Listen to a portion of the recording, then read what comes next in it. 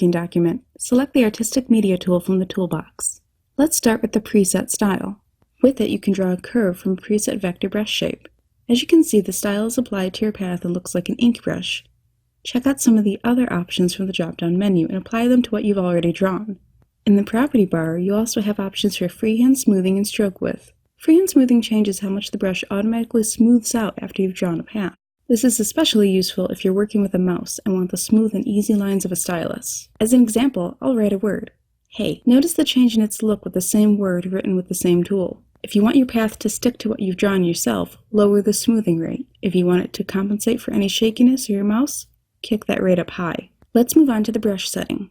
You'll find all sorts of brush types: artistic, scroll, texture, objects, and more. Unlike the preset tool, the brush stroke type isn't stretched through the path. Instead, it repeats according to that stroke's settings and style, so it's more like using a real brush. Object brushes are stretched, however, and best for the sprayer setting.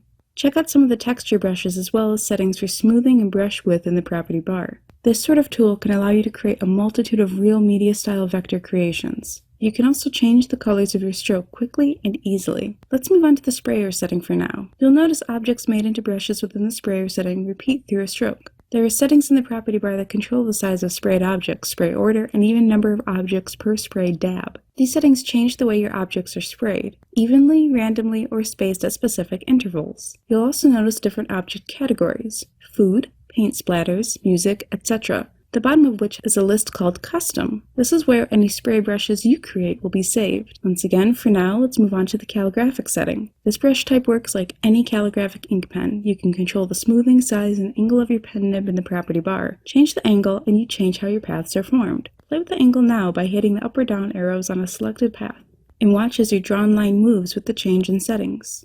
Like many armed with a calligraphic pen, I love to test it out by writing minimum. You can do so as well, or prepare to move on.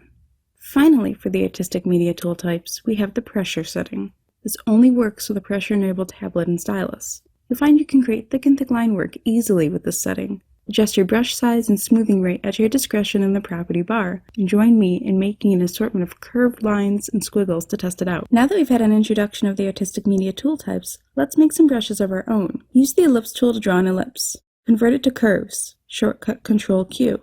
With the Shape tool, select each side and move the handle so each side tapers to a point. Reduce the height of the shape to your liking by manipulating the top and bottom nodes with the Shape tool. Remove the outline from your object, if you had one. Select the Artistic Media tool, choose Brush, and hit the tiny Save icon in the property bar. Give your brush a new name and hit Save. You'll find this new brush within your custom brushes, ready for use. Select it now and try it out. We've made a lovely tapered brush. For future brushes, you can choose any color when creating it. Use the Pick tool to select and delete the shapes on your page. Select the Freehand tool and draw some simple shapes like hearts, stars, or something geometric. You can use whatever fill and outline color you want. Keep your objects near each other, slightly scattered, or in a line. We're going to create an object sprayer. Go to Dockers, Effects, Artistic Media, or just Effects Artistic Media and hit the Save icon in the lower right corner. Choose Object Sprayer and give your brush a new name and hit OK to save it. Delete whatever's on your page or move it aside.